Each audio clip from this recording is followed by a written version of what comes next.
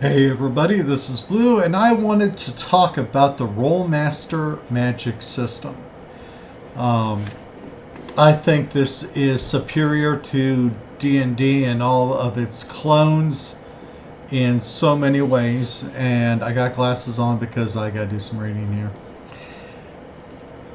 The thing I don't like about the D&D Magic System is they got slots in which they are telling you you have these slots for these level 1 spells, these slots for level 2 spells. It is very restrictive. D&D seems to be a very restrictive game. And so your character also has to learn these spells, save these spells. So if a surprise was to happen, your wizard is kind of worthless. But that's not the case here in the Rolemaster system. Rolemaster uses PowerPoints. And a PowerPoint is a number which indicates how many spells a character may intrinsically cast each day between periods of rest. In order to cast a spell, a caster must expend a number of power points equal to the level of that spell.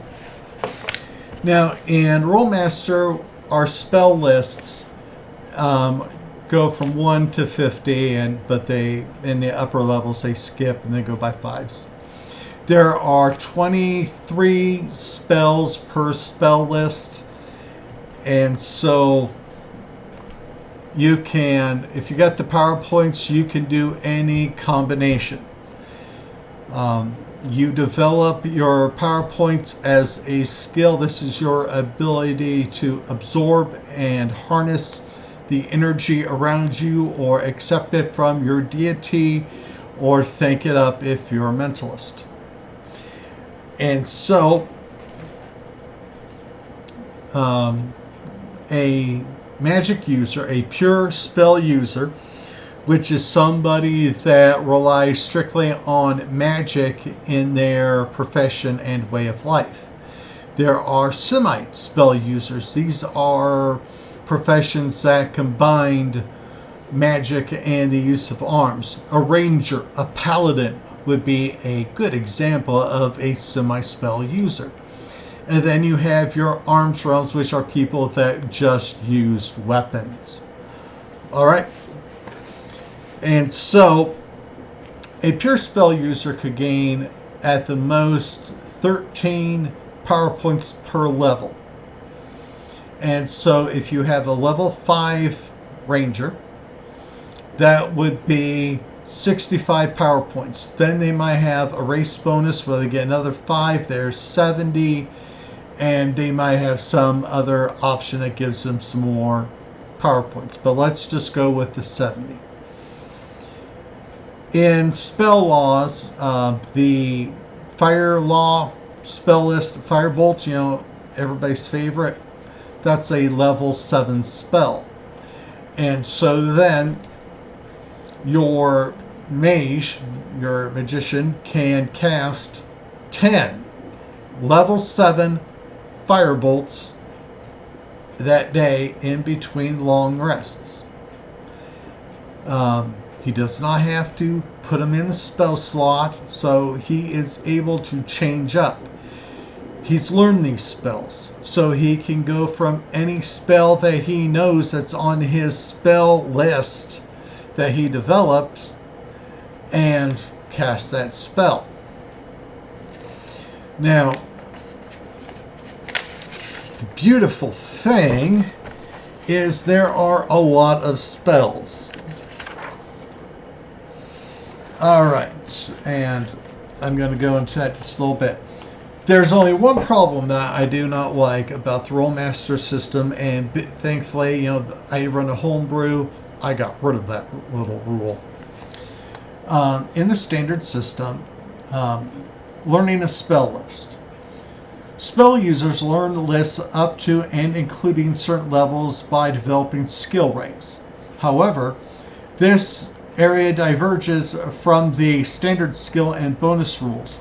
A character who is trying to learn spells, example, has allocated development points to learning a part of a spell list, makes a spell gain roll, spell mastery, upon reaching each new experience level. This is a 1 to 100 roll, 2d10, not open-ended, and must roll 101. So it's whatever your bonus is, plus your dice roll. As soon as it reaches 101, you know that spell list and you can use it. I disagree with that highly. I also, because I think that's too limiting, because you're saying that one bad dice roll and this PC that is a mage that's supposed to be, needing his spells to do stuff, can't use it. He put development points to use it, but you're saying he can't. So I got rid of that rule, because we don't make fighters prove that they can actually fight with a sword, can we? No, we don't. And since this is in a high magic world that I'm building, that rule's gone. If you devoted your power points, your development points to get the power points, and you put the development points to buy the spell list, you can use it. Okay? Now, I'm gonna show you that's a spell list right there. Like I said, they've got plenty of spells in there. That's the beautiful thing about Rolemaster. There are so many spells to use. This book, it says in the back that there are over 2,000 spell descriptions on 183 spell lists. 183 spell lists. That's awesome. Now, in the Rolemaster system, each profession is given 6 base spell lists. These spell lists are what gives the profession a little flair. These spells are custom to what a ranger or paladin or whatever they do. But there's more. In spell law, there are open and closed lists.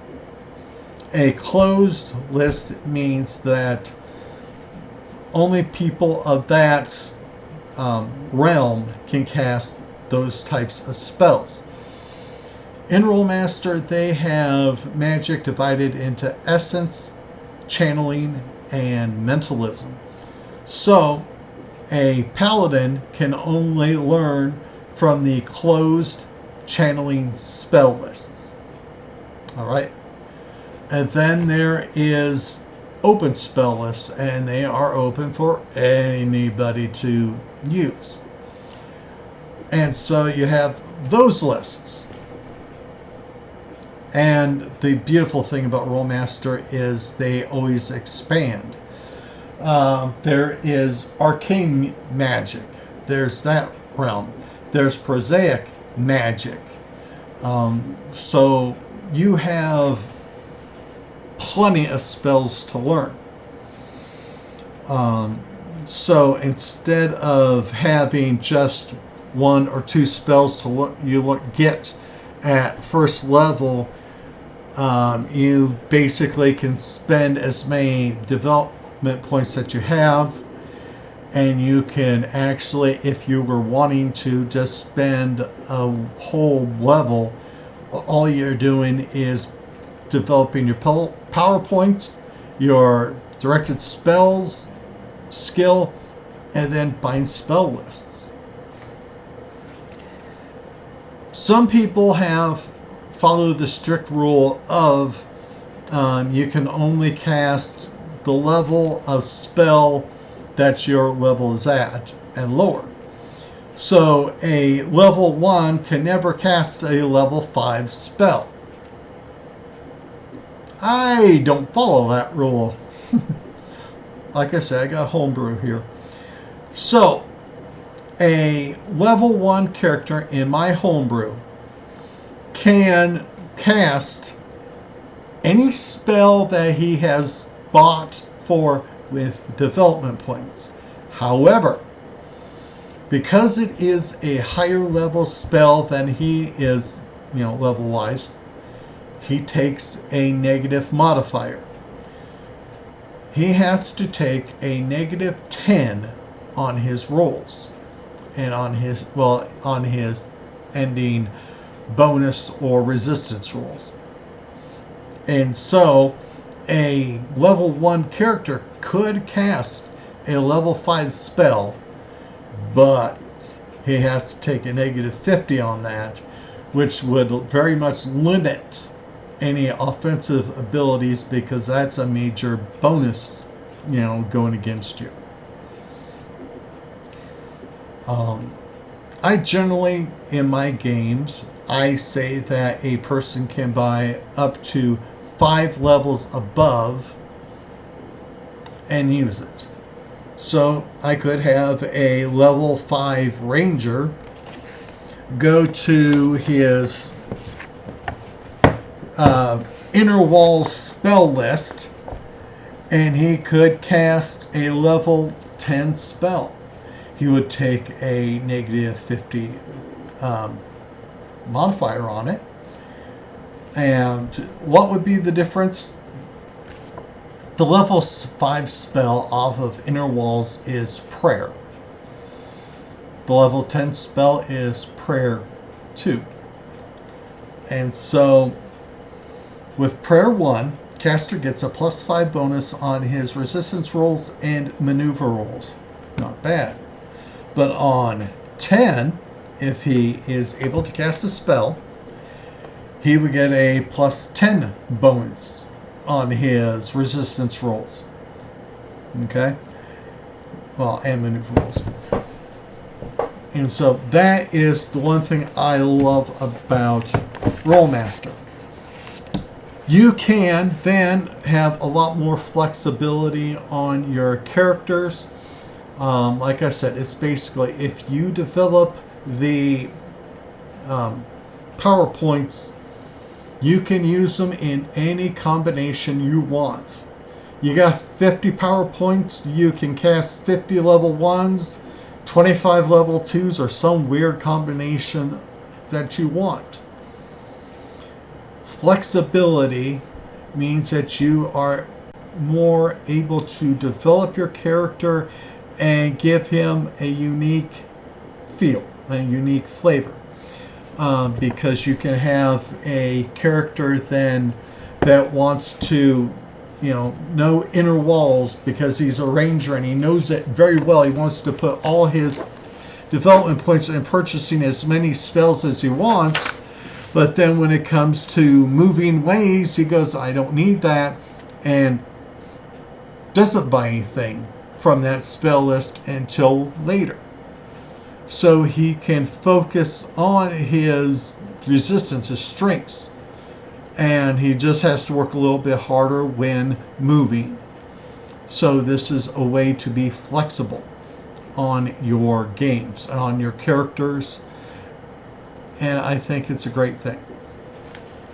So I just wanted to explain a little bit about the magic system, because I think it's far superior to D&D. So anyway, I better call it this shit. I better cut this one short. I am going to be breaking down the ranger profession next. So everybody, please take care. Be at peace.